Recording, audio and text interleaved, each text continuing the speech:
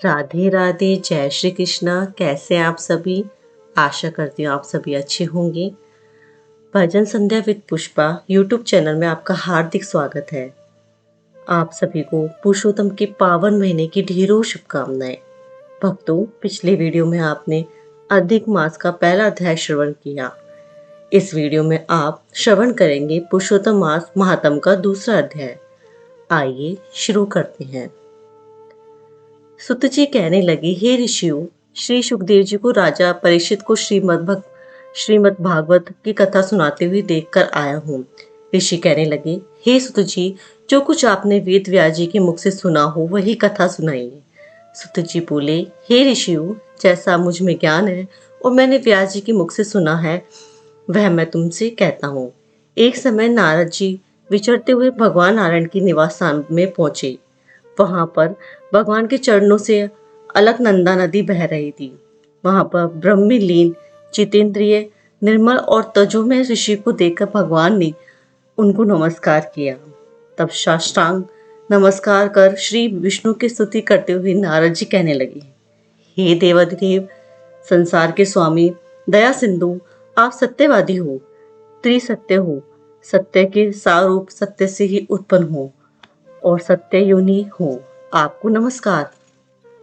हे भगवान, सब प्राणियों के हृदय विषयों में आप आसक्त है। स्त्री पुत्रादि के मुंह में फंसे हुए गृहस्थी लोगों का हित करने वाला लाभदायक कथाव्रत कुछ विचार कर मुझे बतलाइए। मैं आपके मुखारविंद से कुछ सुनने के लिए ब्रह्मलोक से आया हूँ।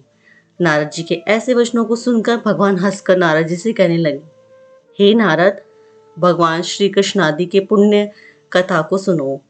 हे तात, जगत के विधाता और उसको एक पल मात्र में नाश करने वाले, उनके कर्मों को कहने वाला पृथ्वी पर कौन समर्थ है।